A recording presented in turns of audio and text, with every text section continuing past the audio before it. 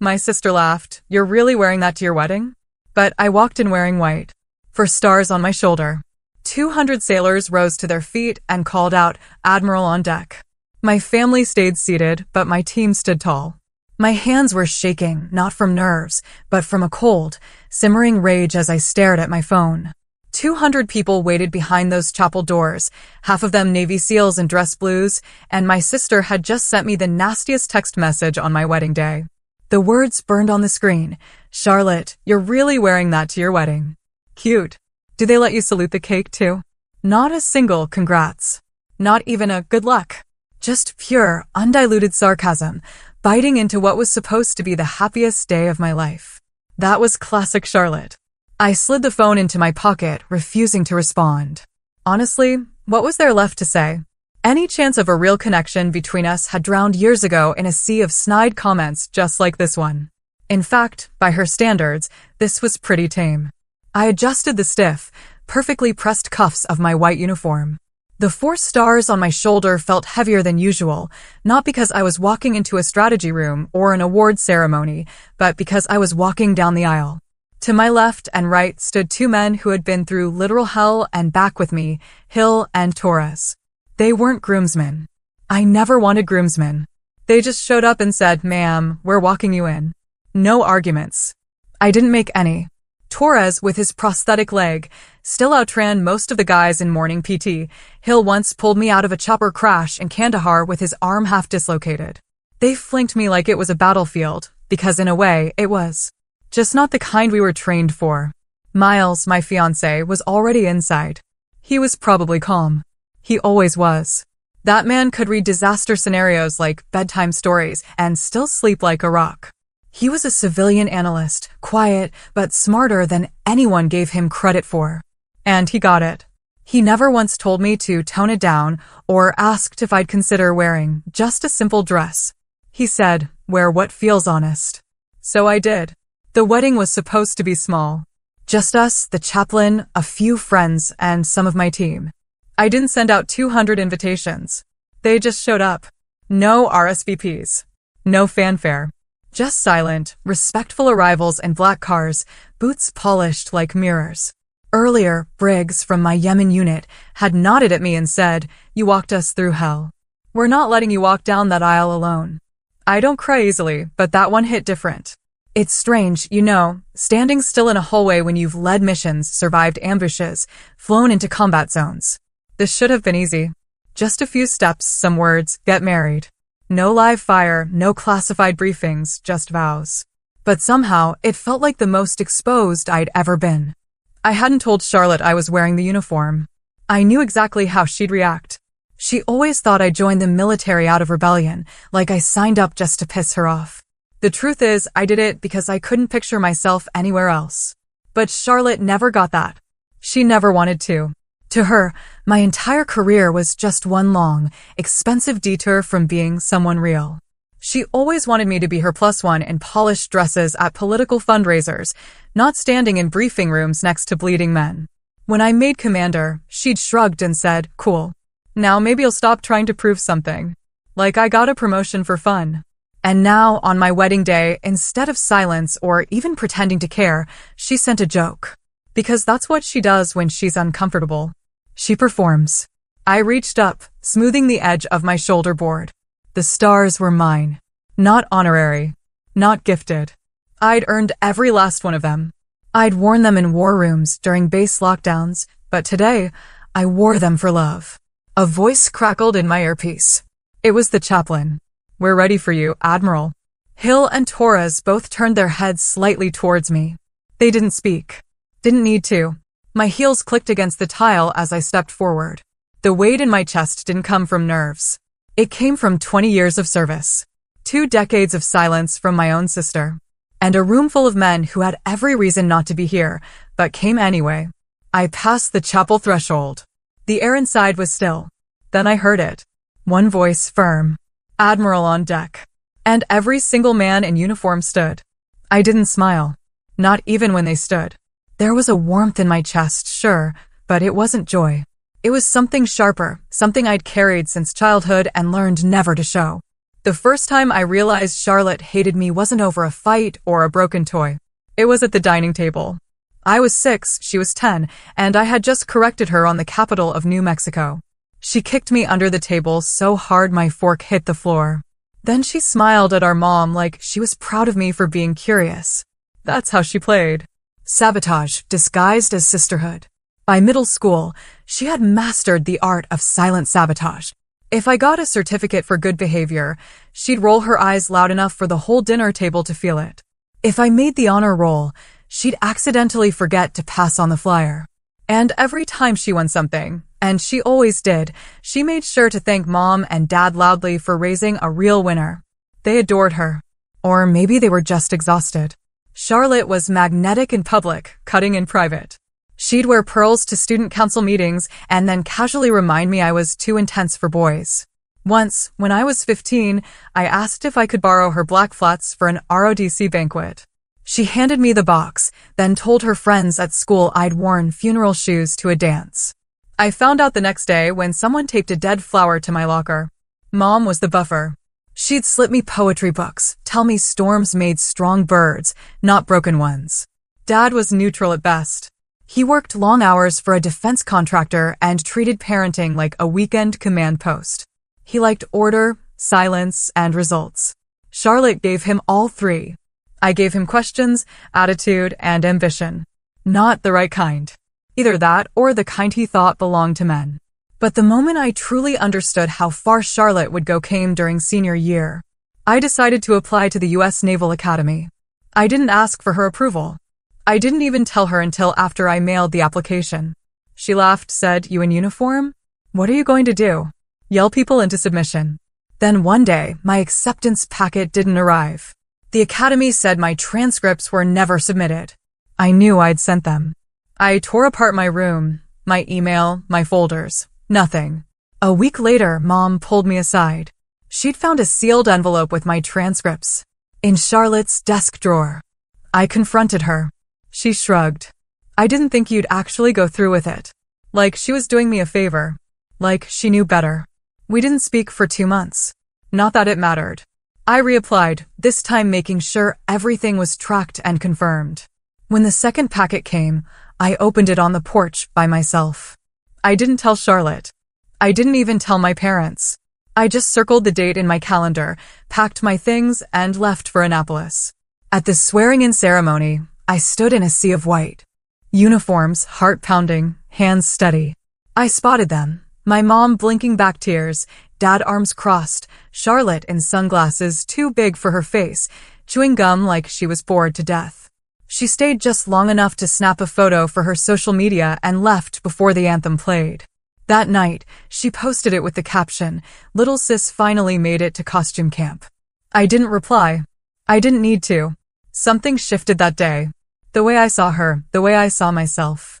She was never going to clap for me. Not in private. Not in public. Not ever. And once I accepted that, everything got easier. At the academy, I learned how to eat in 5 minutes, shine boots with spit, and absorb insults without blinking. But none of it was harder than growing up in Charlotte's shadow. That training started young, lasted years, and taught me the most important rule: respect doesn't always come from family. Sometimes it doesn't come at all. What did come was grit. I wasn't top of my class, but I was close. I didn't win awards for charm, but I led by showing up, shutting up, and doing the work. Charlotte once said I had the personality of a filing cabinet. I took it as a compliment. When I graduated, they called my name, and I stepped across the stage, uniform pressed, spine straight. My mom cried. Dad clapped once. Charlotte? She wasn't there. I found out later she had RSVP'd, booked a flight, then canceled last minute because a television anchor job opened up in Dallas. She got the job. I got the silence. I didn't expect more. That was the secret. Lower your expectations and you stop bleeding from predictable wounds. I learned that young. Learned it at the kitchen table, under polished smiles and backhanded praise. I didn't carry resentment from those years. I carried something cleaner, colder. The kind of resolve you earn when you stop trying to be someone's version of worthy and start becoming your own definition of it. I folded that lesson tight and tucked it into the seams of every uniform I ever wore. I never called her after graduation. I didn't need her to pretend to care. I had a duffel bag, orders for Fort Oglethorpe in Georgia, and one slightly wrinkled photo of my mom tucked between a pack of granola bars and a bottle of aspirin. That was enough. The first thing they taught me on base wasn't tactical or strategic. It was psychological. You're either a presence or you're a problem. I was a presence. Quiet, punctual, unshakable. Still, walking into that operations office in my first assignment felt like stepping into a bar where everyone knew each other and no one wanted a new name on the stool. Especially not mine. Are you lost, sweetheart? That was the welcome I got from a sergeant who hadn't shaved in a week. His name tag read Danner. His tone read dismissive. I didn't flinch. I just said, looking for the person who signs the logistics clearances. Turned out it was him. That didn't help. My official assignment was Naval Logistics Liaison. Unofficially, I was the person they tested. Forgot to invite to briefings. Skipped on coffee runs. Ignored in the hall. The first few weeks were all sideways glances and inside jokes I wasn't part of. That's how you learn the real structure of a unit. The rank on your shoulder matters less than the way they look at you when you walk into the room. Most of the guys had served together for years. Their jokes were coded, their stories repeated and polished. I was an intruder with a clipboard and a spine that refused to bend. I didn't ask for respect. I acted like I already had it. That irritated them, but I wasn't there to make friends. I was there to keep trucks moving, gear accounted for, missions flowing without a single bullet missing. And I was good at it. My reports were spotless, my coordination airtight. By the end of the second month, one of the lieutenants stopped triple-checking everything I submitted. Progress. Even then, I kept my voice low and my eyes open. You learn more from what people don't say. I didn't try to prove anything. Just showed up before everyone, stayed after, and left no room for questions. I knew what they called me behind my back. Quota Icebox, Miss Naval Barbie. They thought I'd crack eventually. Instead, I reorganized the entire depot in 3 weeks and cut shipment errors by 40%. When the colonel asked who did it, Danner tried to take credit. I let him. He knew everyone did. The next day, he passed me a mug of burnt coffee and said, "Not bad, Brennan." That was the first unofficial handshake. Meanwhile, Charlotte had started anchoring morning segments in Phoenix. Every time I turned on the television in the mess, there she was. Perfect lighting, perfect hair, a fake sincere voice as she read headlines between fitness ads and weather reports. One night, a guy from my unit pointed at the screen and said, "Hey, isn't that your sister?" I nodded. He grinned and said, "No offense, but damn, she looks like the type who's never done a hard day's work in her life." I didn't say anything. I didn't have to. She had lights. I had grit. I worked that base for 18 months. No disciplinary issues. No broken protocols. By the end, they weren't just tolerating me. They were asking for my input. I wasn't loud. I was solid. And in the military, solidity is currency. Then came the letter, not from home, but from Annapolis. A commendation acknowledgement for operational excellence in field logistics. It was the kind of paper that gets you noticed. I pinned it inside my locker. Danner saw it one day and muttered, "Guess you're not just here to warm a chair after all." I wanted to tell him he was late to the realization, but I just nodded and went back to work.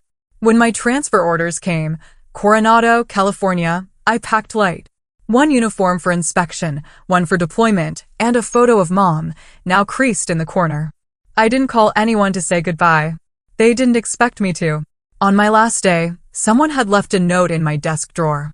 No name, just 5 words on a sticky note. Not bad for a quota. I didn't smile. I just folded it and kept it. Proof that sometimes you don't need applause to win the room. You just need to stay standing until they run out of reasons to push you down. The flight to Coronado felt like crossing into another country. Everything at Fort Oglethorpe had been slow, dusty, and half held together with duct tape and resentment. Coronado was sharp, fast, and humming with the kind of intensity that made people talk with clipped vowels and walk like they had somewhere more important to be. My assignment was to Naval Amphibious Base Operations, SEAL Logistics Support. Not glamorous, but crucial. It was the kind of job where if you screw up, a mission doesn't just fail. People die. And I knew the unspoken truth walking in. No one was going to trust a woman pushing paperwork unless She did it so flawlessly that they couldn't afford not to. Day 1. The chief petty officer glanced at my file, then at me, and asked, "You sure you're not in the wrong place?" I told him I was right where I was assigned. He muttered something about PR stunts and waved me toward the supply cage. My official title was Operations Coordinator. Unofficially, I was the newbie with zero field cred, a tight bun, and a uniform too clean. The guys called me Icebox within the first week. Not because I was cold, but because I didn't flinch. I didn't joke back. I didn't break. Every morning I showed up 15 minutes before anyone else, reviewed requisition logs, flagged discrepancies, and sent my corrections to people who didn't want to read them. Then I sat through meetings where the men talked over each other and me, and occasionally forgot I was in the room. I answered questions only when asked. But when I did, I knew my shit. Fast. Accurate. No filler. There's a thing that happens in environments like that. When you're quiet, they assume you're weak. Then you make one decision that saves their asses. And suddenly, you're not invisible. You're unavoidable. That moment came about 2 months in. One of the SEAL teams was gearing up for a pre-deployment training cycle, and the logistics for their loadout were a mess. Missing gear, misrouted crates, expired inventory sheets. It should have taken a week to untangle. I did it in 36 hours. Alone. Then restructured the entire ordering system so it wouldn't happen again. I didn't ask for permission. I just did it. The lieutenant in charge barely looked at me when I handed him the new chain. But 2 days later, when nothing got lost and every box landed where it was supposed to, he nodded once and said, "Nice work, Brennan." That was the promotion. Not on paper. In tone. But respect is rented in places like that. Do every day. Do in silence. I still had to prove it wasn't a fluke. Charlotte sent a gift box to the office around that time. Cookies, a note with her station logo on it, and a little card that read, "Stay strong, little sis. Hope this job isn't too boring." I left the box in the common area. The guys ate it without asking where it came from. Someone said, "Your girlfriend's got nice handwriting." I didn't correct him. Week by week, I built a rhythm. I knew who double-counted ammo, who skipped chain of custody reports, who forged their commander's initials when they were late. I didn't snitch. I cleaned up their messes before they became problems. That was how you earned space in their world. One morning during gear inspection, a SEAL named Ramos called me ma'am without sarcasm. I almost missed it, but it landed. Things were shifting. Still, every win came with a cost. I missed my mom's memorial service that year. Charlotte sent pictures from the family gathering. Everyone looked color-coordinated and over-polished. I looked at the photos for 2 minutes, tops, then filed them into the trash. I'd sent flowers. I hadn't heard back. The base didn't care about my grief, or my sister, or the fact that I hadn't spoken to my father in 6 years. That was part of the draw, honestly. The military didn't ask who you were when you arrived. It waited to see who you'd be under pressure. By the 6-month mark, I had a new desk closer to command, a recommendation from my lieutenant, and an unspoken agreement from most of the guys that I wasn't going anywhere. I'd earned my seat. Not loudly, not quickly, but entirely. Then came the orders for a joint operation off the coast of Yemen. It wasn't supposed to involve me directly. I was logistics, not boots on ground. But things don't always go to plan, especially in places where everything moves fast and silence carries the heaviest weight. The only reason I was even near the flight line that day was because the operations lead had forgotten to file a secondary manifest, and no one trusted the new kid with paperwork anymore except me. I caught the error, grabbed my clipboard, and jogged across the tarmac to intercept the crew loading the crates onto the wrong bird. That's when the call came in. A recon team had gone dark outside El Mukalla.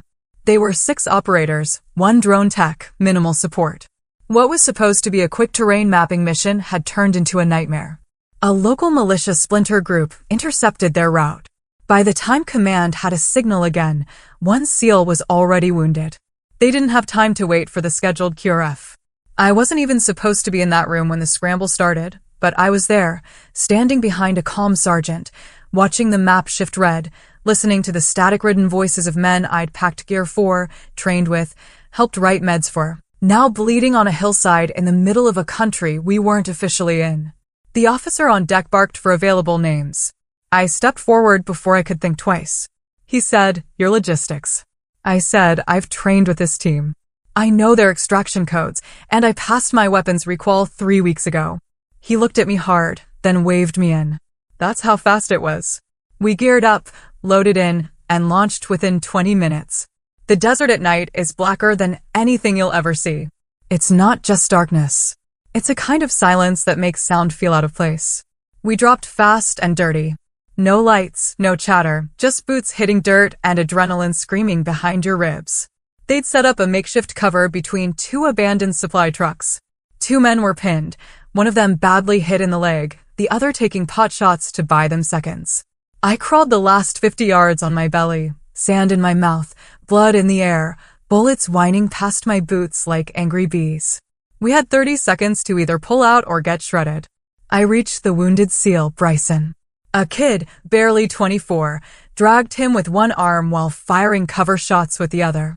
My shoulder dislocated somewhere in the pull. Didn't matter. I cinched a tourniquet around his thigh and shouted medevac coordinates to the air support team. The extraction bird hovered long enough to rattle our skulls. By the time we lifted off, I had 2 shrapnel wounds and a cracked rib. I refused the stretcher, walked to the helipad myself, Bryson's blood still soaking through my uniform. The pilot looked at me and said, "Ma'am, you're leaking." I nodded.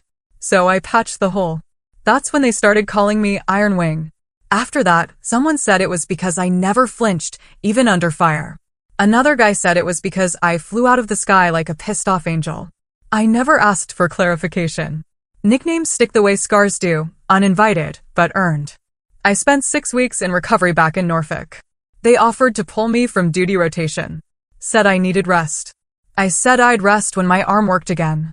I spent the next month in PT, pushing through every grimace, every nerve scream, until I could lift a crate without breaking form. Not because I was trying to be tough, but because the alternative was fading into the background again. While I was off rotation, Charlotte went on television to honor the military. She wore a navy blue blazer, trotted out some buzzwords about sacrifice, then pivoted into a monologue about strong female voices in civilian leadership.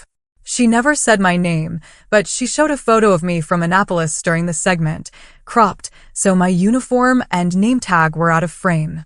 I watched it from the rec room, still wearing a compression sleeve and smelling faintly of antiseptic.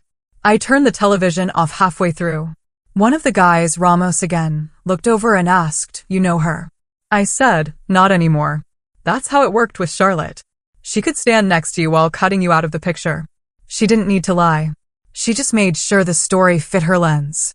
But none of that mattered when I walked back into the logistics bay 2 weeks later and the team stood up without being told. Just briefly. Just enough. One guy nodded and said, "Glad you're back, Iron Wing." That was it. Respect in the military doesn't come in speeches. It comes in silence. Doors held open without orders.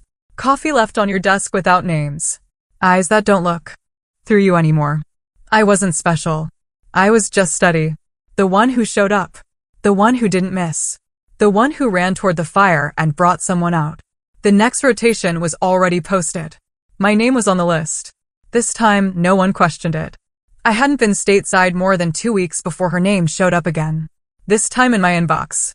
Subject line, quick collab. Opportunity. Media feature. Sender, Day Brand Review and Company. The collab was her way of saying, I already pitched your story to a producer and they want me to frame it. She wanted to highlight women in command roles for an upcoming docu-series on public broadcasting. Nothing serious, nothing too war-heavy, just enough medals to look inspiring. Not so many it scared suburban moms. She wrote, think lean in but with camo. I'd love to sit down and sister source the tone. I didn't respond. 2 days later, the producer emailed me directly. Said Charlotte spoke so passionately about my career and that they'd be honored to have me featured as a segment. Not a subject. Not a guest. A segment. Like I was a piece of footage they could drop between commercial breaks. I declined politely but firmly. I wasn't mad. I'd just seen this pattern before. Charlotte didn't want to tell my story. She wanted to tell her version of my story. Back in high school, she once submitted a short story to a statewide writing competition. It was titled My Sister, A Study in Quiet Strength. I remember reading it in the school paper. It was a beautifully written piece of fiction that sounded suspiciously like a eulogy for someone still alive. She described me as stoic, background, reliable, and then compared me to a folding chair at Thanksgiving. Always there, never noticed, holds up the weight, but never gets asked to dance. Even back then, I could hear her voice behind the compliments. So, when she posted the teaser trailer for the docu-series 2 weeks later, I wasn't surprised. She'd gone ahead without me. The segment opened with a slow pan of women saluting. Then cut to Charlotte standing in a minimalist studio talking about my sister, the Admiral, as if I were an abstract idea. She never used my name. She didn't have to. She just said things like, some women lead with vision, others with silence. My sister? She does both. And I've always tried to bring her story to light. Like I was some artifact she dug out of storage. The worst part wasn't the footage. It was the people who started reaching out afterward. Old college acquaintances, former neighbors, even my third-grade teacher, all messaging to say how proud they were after watching Charlotte's piece. Not because of me, because of how she had told it. And Charlotte? She sent a follow-up email. No subject line, just one sentence. See?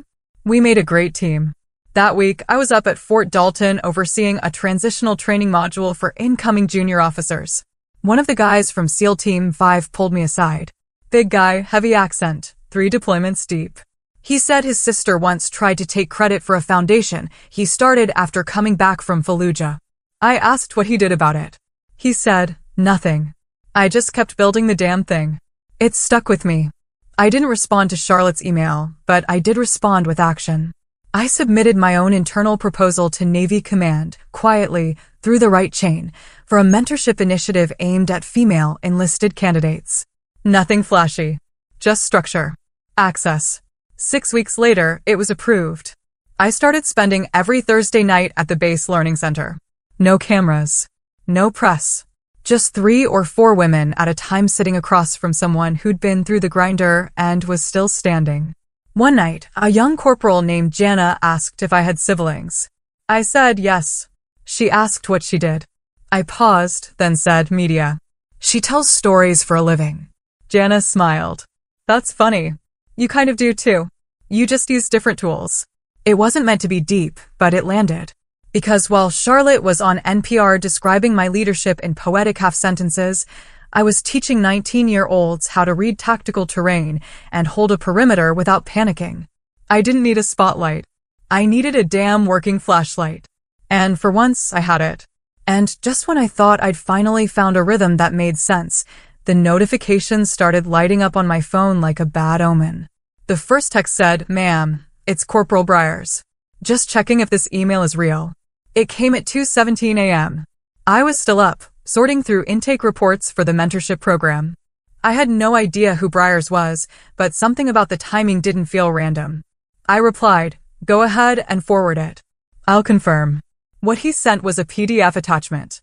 The subject line read, "Final note, Tyler J. Rowan." Tyler had been one of ours. A SEAL candidate. Passed every physical threshold we threw at him. Sharp mind, sharper instincts, barely 24. I hadn't seen his name in months. Not since his last performance evaluation. But the report hit like cold water. He took his own life at home. No note left for his parents. No letter to a friend. But in a secure draft folder on his old base email account, they'd found something. Just a few lines, saved but never sent. I know Admiral Brennan doesn't know who I am, but she changed the way I thought about this place. When she spoke, I didn't feel like a mistake. That meant something. Please tell her thank you. No punctuation. No sign-off. I sat back, completely still. There was no right protocol for something like that. You don't call their family. You don't forward the message to the chaplain. You just read it. And carry it. I printed a copy, folded it once, slid it into the front pocket of my uniform binder, right behind the first deployment orders I ever signed. The next morning, I walked into the command office and requested an emergency review of the SEAL mental fitness structure. You'd think after 20 years, the Navy would have nailed this. But what we had was a scattered checklist and a pamphlet with a hotline that half the unit didn't trust. I wasn't interested in therapy brochures. I wanted human contact. Monthly check-ins, scheduled and enforced. One-on-one sit-downs, not checkboxes. The paperwork pushback was instant. Logistics, manpower, risk assessment. Everything but logic. But I kept going because I wasn't doing this for a system. I was doing it for a kid I never really knew, but who for one moment thought I saw him. And apparently, others felt it too. That week, 2 more anonymous notes found their way into my inbox. One was scribbled on the back of a torn cafeteria schedule and scanned. The other was typed in courier font, like someone was scared to attach their real writing style. Both said the same thing. Thanks for saying it out loud in that training room. We didn't know anyone saw us. No names, no ranks. Just echoes. I shared them with no one except for Lieutenant Jack Baines, my second in command, and one of the few people I trusted to call me out when I was being too polite for my own good. He read both messages, handed them back without a word, then said, "We're losing more to silence than to combat." That's a leadership failure, not yours. There's real work here. So, we started building something under the radar. We called it Operation Glasshouse. Weekly, peer-led check-ins. No command structure, no salutes. Just a room, coffee, a closed door, and honesty. We made it opt-in, then quietly made sure ever. Why team leader opted in first? By month 3, participation was at 84%. There were no selfies, no tweets. Just people breathing easier. Charlotte, meanwhile, posted a video of herself at a panel in San Diego talking about the emotional resilience of women in leadership. With my image blurred behind her on a slideshow, she captioned it, "Proud to be related to this legacy." I didn't even flinch this time. I started to understand something. The loudest people weren't always the ones leading. They were just holding the mic. Real leadership, the kind that changed outcomes, not just optics, usually happened in rooms with bad lighting and dented mugs. Like the one I walked into on a Thursday night and found Corporal Avalon waiting. She stood when I entered, said, "You probably don't remember me, but you yelled at my squad last winter for losing track of formation timing during storm drills." I nodded. "Sounds about right." She smiled. That was the first time I realized someone expected me to get it right. Not just survive. We sat, talked. Nothing deep. Just real. And it was enough. The binder with Tyler's notes stayed in my office drawer after that, unopened, but always nearby. Not as a symbol of loss, but as a reminder of how little it takes to be remembered for showing up. And when the memo from SEAL Command landed on my desk requesting I take over direct oversight of SEAL Team 9, the only thing I thought of wasn't the rank, or the logistics, or even the new ops tempo. It was the fact that I now had a seat at the exact table that used to ignore people like Tyler. And I had no plans to waste it. The first time I stood in front of SEAL Team 9, nobody clapped. It wasn't cold. It wasn't disrespect. It was calculation. I wasn't what they expected, especially not for command. They looked at me like I was there to pass time, not orders. That didn't bother me. What did was how quietly they kept their distance. Not one asked about my record. Not one challenged my leadership face to face. They were waiting for failure. For permission to ignore me. So I gave them none. The base at Fort Miramar wasn't much, just a converted training compound with gear that still smelled like 2009. The first order I gave wasn't strategic. It was structural. I ordered the break room remodeled. That's how I knew who was paying attention. Anyone who groaned about wasted budget didn't understand what I was doing. Culture comes before combat readiness. And a team that doesn't sit together won't bleed together. Week 1. I canceled 2 pre-scheduled war games and replaced them with unannounced night ops across the hills behind the training zone. I told them, we're not here to rehearse victory. We're here to find the first person who panics under pressure. That person wasn't who they thought. It was Lieutenant Brian Ness, a 12-year vet, 2 combat citations, looked like a walking recruitment poster. But his flashlight battery died in the ridge, and he lost his bearings for a full 22 minutes. Didn't call it in. Froze. He showed up at my office the next morning expecting to be benched. I told him, you're staying. And next drill, you're leading. Because now you know the feeling, and that means you'll watch out for it in others. That was the first crack in the wall. After that, the silence started to shift. I didn't try to be one of them. I didn't eat with them or joke with them during briefings, but I was always visible. I watched every exercise. I walked the perimeter instead of writing it. I showed up before they did and left after. The nickname started about 2 months in, not in public, just among the squad leads. Iron Hand. I heard it once, half whispered behind me during debrief. I pretended not to catch it, but it stuck. We ran 2 full-scale joint op simulations that quarter. 0 serious injuries. Highest overall evaluation score in the region. SEAL Command took notice.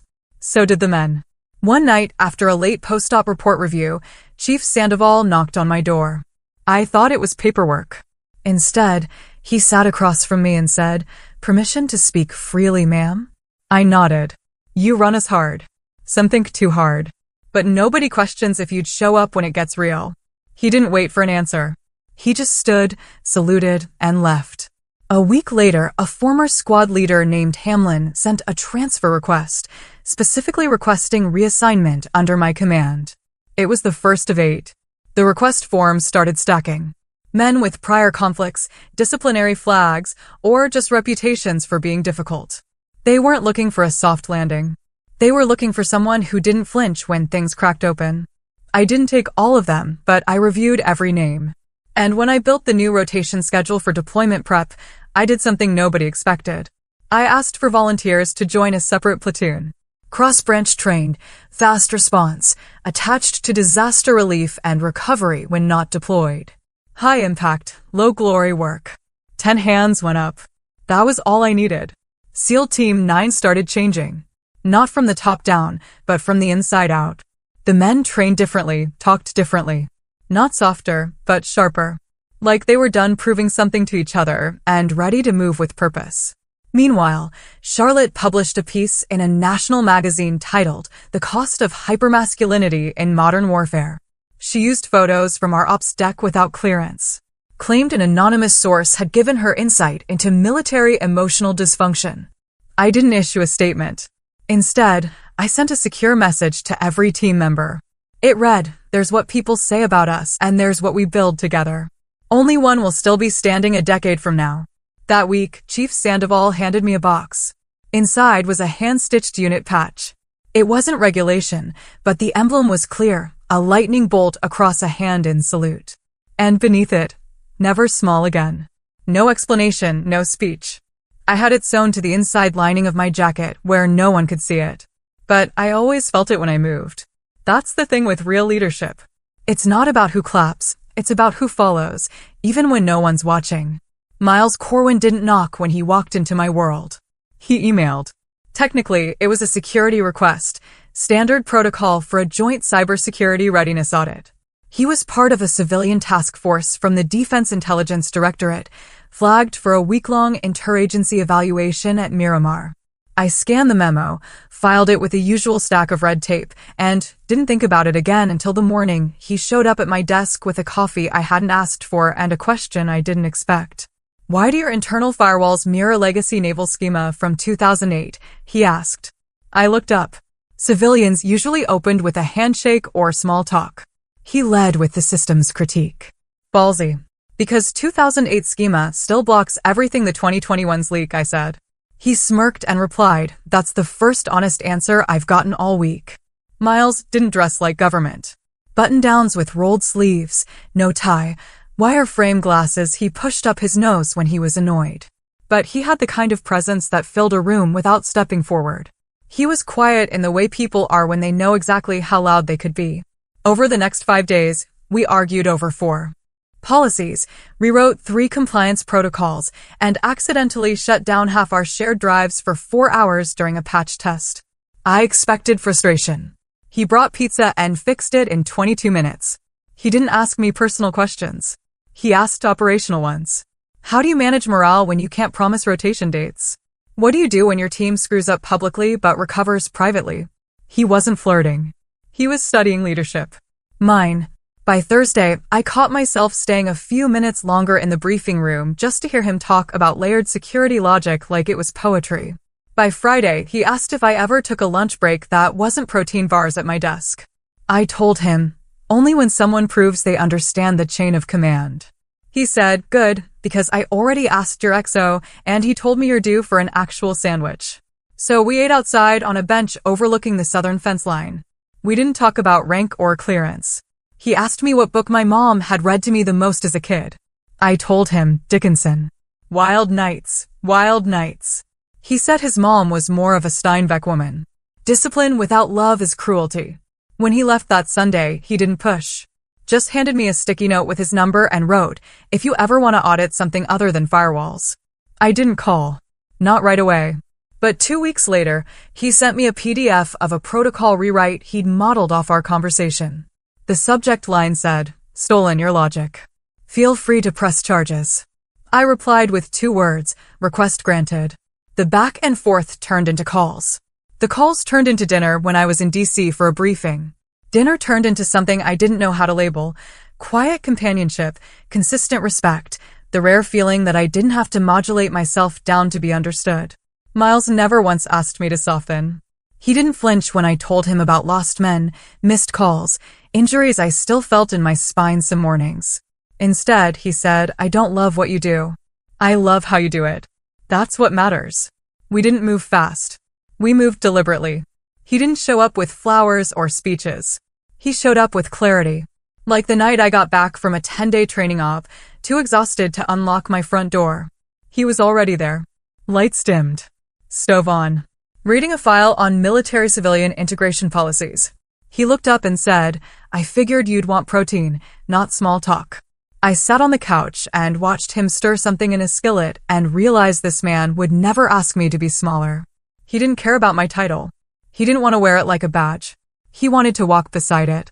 The moment I knew it wasn't just connection, but permanence, was during a conversation that lasted under 30 seconds. I told him about a young lieutenant who'd cracked under pressure in a live op. Miles listened, then said, "You taught him how to survive." "Who taught you?" I didn't answer. He didn't press. Instead, he said, "If you ever want to stop being the one who always holds the line, I'm here. Not to rescue. Just to hold the other side. No declaration. No drama. Just presence." That was the night I looked at him and said, "If you ever propose to me, do it like that. Quiet. Steady. No fireworks." He smiled, leaned back, and said, "Good, because I already ruled out skywriters." There wasn't a single moment when Miles won me over. He didn't have to. He just stayed when most people blinked. He listened when others performed. And more than anything, he knew something nobody else had ever said out loud: I wasn't hard to love. I was hard to fake it with. And that meant he didn't try. The box arrived on a Tuesday. No return address, no card, just a carefully folded ivory white dress uniform, pressed flat and still warm from the cleaner's steam. My name was stitched above the pocket. Rank insignia polished to a shine. Shoes wrapped separately. Inside the inner lining of the coat, someone had tucked a note: "You've stood for everyone else. Now let us stand with you." It wasn't from Miles. He'd already asked. Quiet, simple, no kneeling. Just 2 coffee mugs and a question in the kitchen: "What do you think about doing life officially?" I said yes without blinking. We planned something small. Local courthouse, 24 guests, light lunch afterward. No spectacle, no staged emotion. Just people who mattered. But then Charlotte called. She started with pleasantries. Asked about venue details, dates, if I'd chosen a florist. Then came the line: "I know you're probably doing that whole stoic uniform thing." I cut her off. "Yes, Charlotte. I am wearing the uniform." She gave a tight laugh. "Well, I just think you might want to consider something more inviting, to make people feel less like they're at a funeral." I didn't respond. I knew that tone. It was her polite way of saying, "Don't embarrass me." She wasn't even invited. Not officially. The RSVP email bounced. The last communication we'd had before that call was a forwarded link to her TEDx talk about feminine resilience in boardrooms. She'd used my photo again, this time with a voiceover about invisible women rising through hard structures. She didn't ask for permission. She just built her brand and used my shadow for contrast. 2 days after that phone call, she tweeted it. White background, bold black font, her face in the top right corner, text overlaid on an image of a dress uniform. Nothing screams, marrying for control, like a woman showing up to her own wedding in government-issued fabric. #shills. It landed at 9:14 a.m. By 9:23, it had over 5,000 likes. By noon, it was on Instagram. A few gossip accounts picked it up, mocking the bridezilla with combat boots. Some of the comments were worse than the tweet. Guests' love means never having to wear heels. Is this the military's version of cosplay? Imagine saluting your wife instead of kissing her. They didn't know who I was. Didn't know what those stripes meant or the blood it cost to earn them. I didn't say a word publicly.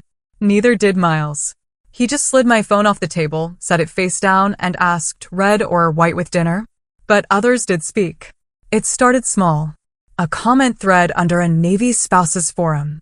Then a stitched video by a former Marine on TikTok reading my service record line by line, ending with, she doesn't need to explain.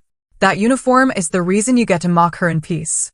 By midnight, the hashtag flipped, hashtag Admiral Bride, hashtag Salutev Dress, hashtag Iron Wing Wedding. But none of that mattered compared to what showed up the next morning. One by one, letters started arriving. Not DMs. Not tweets. Letters. Handwritten. Folded carefully. Sent to the base, sealed with tape and reverence. A young girl from Iowa wrote, my brother says girls can't be Navy, but I saw your picture and now I'm going to be Iron Heart. A retired sailor sent a ribbon bar from his first deployment with a note, I never had a daughter, but if I did, I'd want her to walk down the aisle like you. Even a few active duty members who'd never served with me reached out quietly through back channels. If you ever need a row filled, I got the dress whites ready. That's when the emails started coming. Not from the public. From the men I had trained, served beside, led. SEALs, Marines, medics, even logistics officers I hadn't seen in 8 years. Each one said the same thing in their own way. Tell us where and when. Not because of Charlotte. Not out of spite. But because the uniform didn't just represent service. It represented a truth some people didn't want to acknowledge. That you can lead with grace and still wear steel. That honor isn't gendered. That sometimes the strongest walk down the aisle, not in lace, but in legacy. I didn't respond to Charlotte's tweet. I didn't repost. I didn't rebut. But I did send one reply. Not to her. To everyone else. I posted a single photo of the uniform box, pressed and perfect, captioned with 7 words. This is what earned looks like. Then I closed the app. There was still a wedding to plan. And apparently, a guest list that was about to get much, much larger. The first to arrive was Master Chief Eric Donnelly. 12 years out, 2 hip surgeries, and still the only man I knew who could make a full room shut up just by raising an eyebrow. He walked into the chapel the morning of the ceremony, holding a white envelope with my name on it, and said, Got your 6, Admiral. No fanfare. No announcement. Just that. Then came Tyler Keys, who once took a bullet in Panama and refused morphine because it slows my math. Followed by Lieutenant Sam Brickhouse Reyes, who once deadlifted a submerged engine block to save 2 divers. Then more. Dozens. Then over 100. By 11 o'clock hours, chapel staff were scrambling to open the side wings for overflow. I stood in the back prep room, staring at myself in the mirror. Full dress whites, shoes shined, medals aligned. No veil. No makeup beyond what the Navy's grooming regs allowed. I was still me, only cleaner, only steadier. Miles was already in position near the altar. No groomsman, just him. A dark navy suit, polished shoes, and a quiet confidence. He didn't ask how many people had shown up. Didn't need to. He knew. At 12:50, my phone buzzed. A message. No contact saved, but I knew that number. You're really going through with it in uniform. Disgraceful. I didn't blink. Didn't delete it. Just stared at it the way you look at a scratch on glass. Unavoidable, but irrelevant. Then I turned the phone over and slid it into the inside pocket of my uniform. 2 men stood beside me, Senior Chief Gavin Ford and Petty Officer Liam Tross. Both had once crawled through a burning structure to pull me out after an intel operation in Djibouti went sideways. I owed them my spine, literally. Ford said, You still want us flanking you? I said, I don't need it. Tross grinned. That's why you're getting it. The organ began. The chapel doors stayed shut a few more seconds as the congregation rose. And then came the call. Deep. Crisp. Firm. Admiral on deck. I hadn't planned it. I hadn't asked for it. But when those doors opened, 200 SEALs, Marines, Corpsmen, and a smattering of Army and Air Force, uniformed, decorated, weathered by time, stood in unison. Not by command. By choice. Their hands rose to brows, white gloves, steel posture, silent thunder. No music played. Just boots striking floors. I walked down the aisle between men and women who had carried out orders with my name attached to them. Who had held fast under fire because I had told them to hold. who had returned home because I'd fought to get them there. Ford and Troz at my sides. We passed the pews row by row. Some I hadn't seen in a decade. Some I never expected to see again. But they were all there. Some scarred, some limping, some clean-shaven, some bearded and wild. But every one of them stood for me. Not the rank. Not the medals. Me. Halfway down the aisle, I caught eyes with Rear Admiral Lee Barker, my first mentor from Officer Development School. She gave me the smallest nod, one that said, "Now they see what I saw." I kept walking, spine locked, chin level. No smile, no tears, just presence. At the altar, Miles stood, hands folded behind his back, standing at ease. No grin. No nerves. Just absolute understanding. The chaplain was Lieutenant Commander Rupert Langley, a Navy lifer with a Boston accent and a broken wrist he never fixed. He gave us a nod, opened his binder, and began. But no one sat. Not at first. Because when the last echo of Admiral on Deck died down, it left something else behind. Reverence. We didn't start with vows. We started with silence. Earned silence. And when Langley did begin, his voice was low, steady. He spoke of commitment, not just to each other, but to duty, to purpose, to choosing every single day to protect what mattered, whether that was a nation or a marriage. Our vows didn't mention sickness or health, richer or poorer. Mine were, "I will never ask you to shrink." His were, "I will never ask you to stop." We promised to protect peace, to make space for stillness, and to sharpen each other without dulling our joy. There was no "you complete me." We were already whole. Then came the moment. Langley said, "By the power vested in me, I now pronounce you." And before he could finish, a sound rose. It wasn't applause. Not yet. It was the collective sound of 200 chairs creaking as warriors sat down in quiet unison. No chaos. No pomp. Just the shift of bodies and fabric, like a living exhale. We kissed, brief, steady, then turned. A saber arch waited at the exit, not made by officers, but by enlisted. Every blade lifted by hands that had once held rifles under my command. As we walked through it, I caught sight of the last row. A man stood alone outside, visible through the rear window. Rigid posture, dress blues, arms behind his back. He didn't come inside, but he came. And that somehow registered like a crack under the surface. But I didn't stop walking, didn't slow, just stepped through the blades into sunlight that didn't burn. Just clarified. The reception was held in a hangar-turned banquet hall on base. Nothing fancy, just long tables, folding chairs, and people who didn't need floral centerpieces to feel something. The chow lines stretched around the corner, heavy on barbecue, light on pretense. Nobody clinked glasses or gave toasts with polished speeches. They just came up one by one, said what they needed to say, and left behind handshakes that felt like anchors. At some point, after the third plate of brisket and someone's off-key acoustic cover of Simple Man, I stepped outside. My dress whites were still flawless, but my hair had started to come undone in the breeze. I didn't care. It felt good not to care for once. The air was cool.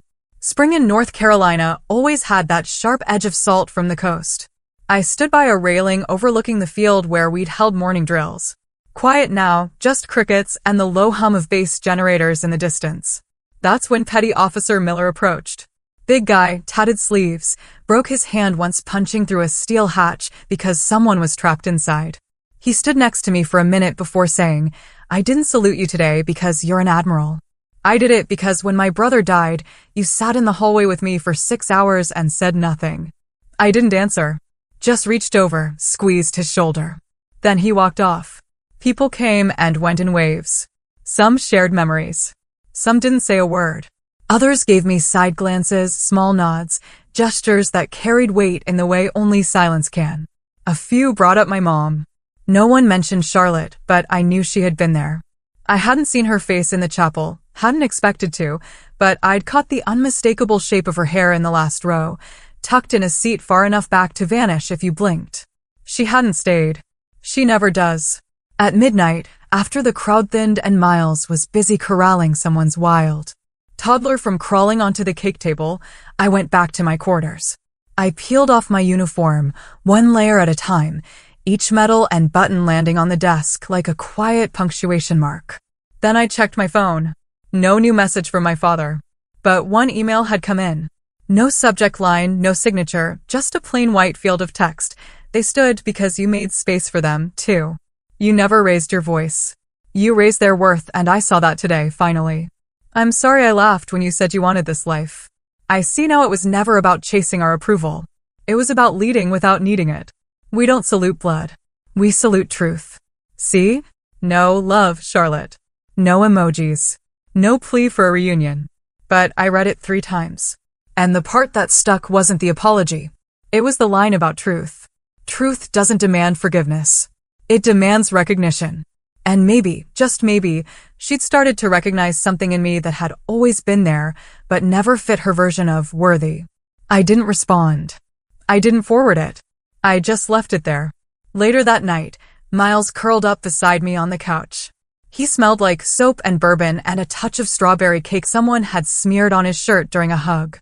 He asked, "Did your dad ever text again?" I shook my head. Then he said, "Did it matter?"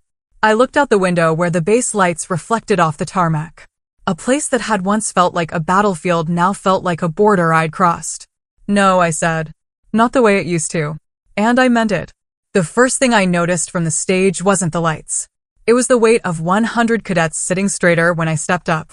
The auditorium at Fort Hayden had that same government-issue blandness, beige walls, retractable seating, ceiling tiles probably older than most of the recruits in the front row. But the air had that low buzz of eyes, waiting to see if the person with 4 stars on her shoulder was just another suit reading off a teleprompter. I wasn't here to lecture. I didn't bring a PowerPoint. I brought a notebook with 2 words scribbled across the top. Remember them. This wasn't a conference. It was a quiet reckoning. When they introduced me, the room clapped, polite and restrained. Not because they didn't care, but because no one really knew how to respond to a female flag officer who didn't walk in swinging a bat made of rink. I didn't mind. I wasn't here to be liked. I was here to be honest. I started by telling them about Sergeant Alan Ree, the instructor who didn't show up for morning formation and whose locker was found full of unmailed birthday cards and a single note with my name on it. Then I told them about Lieutenant Priya Nair, who got pushed out for emotional volatility when all she did was file a harassment report her superior didn't want seen. I didn't cry. I didn't raise my voice. I just told the truth. That leadership wasn't about medals or authority. It was about seeing people before they disappeared. About asking the hard questions when no one else would. About creating a culture where toughness didn't mean silence and professionalism didn't mean pretending you're invincible. The room was still. Then I said something I hadn't planned. Respect doesn't always salute you. Sometimes it watches to see if you stand anyway. And that's when I saw her. Second row from the back, sunglasses tucked into her blouse, hair longer now, subtler makeup. But there was no mistaking her. Charlotte Breenidge. My sister. She didn't smile. She didn't wave. She just looked straight ahead like everyone else. Hands folded in her lap. I don't even know how long she'd been there. I kept going. Talked about how we rewrote the post-deployment protocols at Norfolk. How we included family reintegration counseling, whether the COs liked it or not. How the suicide rate in our unit dropped 37% over 2 years. No one clapped for that. But I saw heads nod. And then I closed with the truth that stuck in my throat more than any war story ever did. My mother once told me storms weren't meant to stay grounded. I've tried to live by that. But what I've learned more than anything, what I want every single cadet in this room to remember is this: you do not lead by being louder. You lead by listening longer. And showing up again and again, especially when it's easier to walk away. I stepped back from the mic. The applause didn't erupt. It rose slow. Not polite. Not obligated. It came from somewhere deeper than protocol. And the first person on their feet was Charlotte. No dramatics. No gasp. Just her rising from the second to last row like it was the most natural thing in the world. And then one by one, the room followed. She didn't mouth, "I'm sorry." She didn't say anything, but she clapped hard with both hands. And I didn't cry. Not then.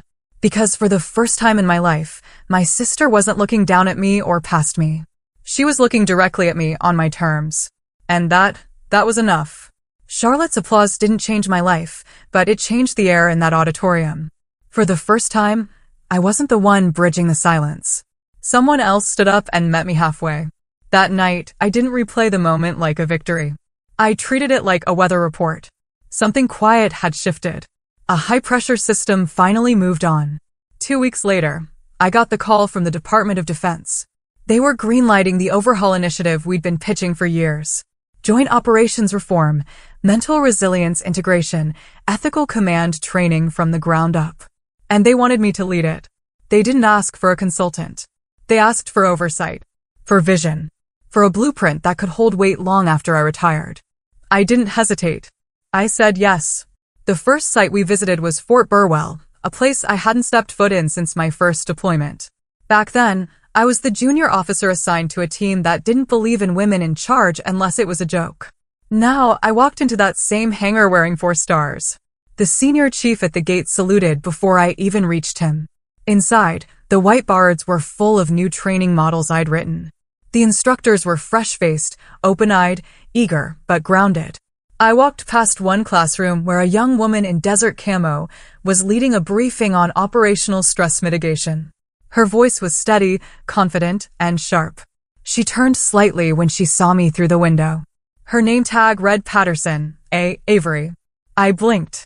That name had weight. After the session, she came up to me. Didn't stumble over her words or try to impress me. My dad was Corporal Nick Patterson. You pulled him out of a wreck off Mogadishu. He said you saved more than his life that day. He named me after you. I didn't know what to say. I just shook her hand, and she gripped mine like she meant it. That's what stays. The names that get passed down, not out of tradition, but out of impact. The leadership that echoes beyond your command. I traveled base to base for the next 6 months, watching the new model come to life. Units that used to burn out their people now had embedded mental health officers. Evaluations included not just tactical metrics, but leadership empathy scores. Soldiers who'd never been listened to before now had a channel to speak up without risking their career. At Camp Monroe, a second lieutenant pulled me aside after a seminar. "Ma'am," he said, "I didn't think I belonged here until I read your training doctrine. I thought I was soft.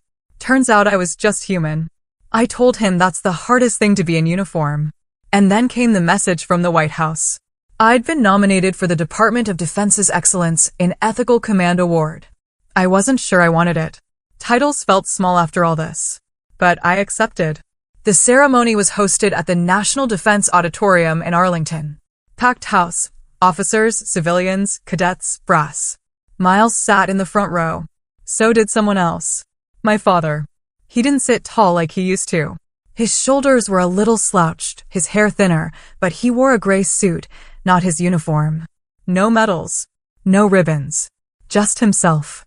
He stood when I walked on stage. So did half the room. The applause was fast, loud, and unrelenting. But it wasn't the clapping that stuck. It was the moment I looked right at him, and he didn't look away. When I reached the podium, I didn't start with a quote or a joke. I just said, "We can't control how we're raised. We can only choose how we lead."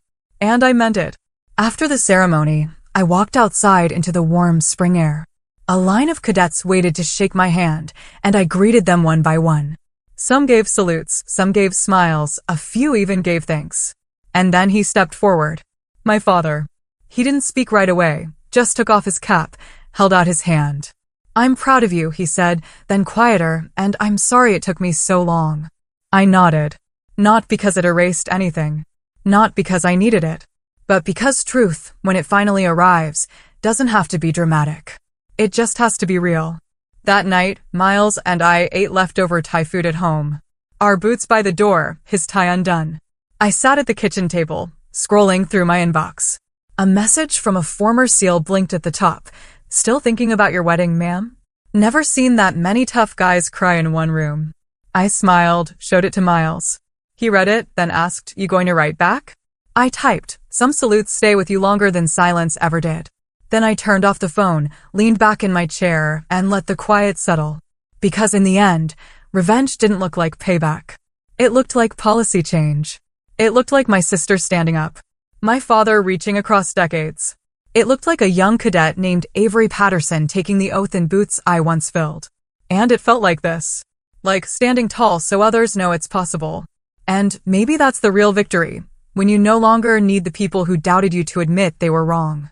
You just need them to see that you're still standing. That the things they laughed at built the life they couldn't imagine. Not louder, just stronger. Not bitter, just unshakable. Because in the end, the loudest revenge isn't noise. It's proof.